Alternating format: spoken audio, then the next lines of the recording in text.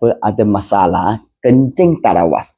Kencing kerap, baru kencing saja, 5 minit lagi ya, dia nak pergi toilet untuk buang air kecil lagi. Buah pinggang ini, you nampak dulu ini 2 gadis.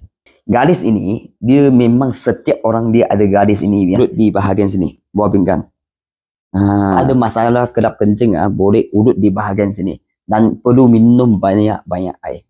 Kalau ada masalah kedap kencing, jangan makan masin sangat. Makanan jangan banyak pedas. Paling pantang ais kena kurang kali. So gunakan ibu jari untuk urut di bahagian punti kencing.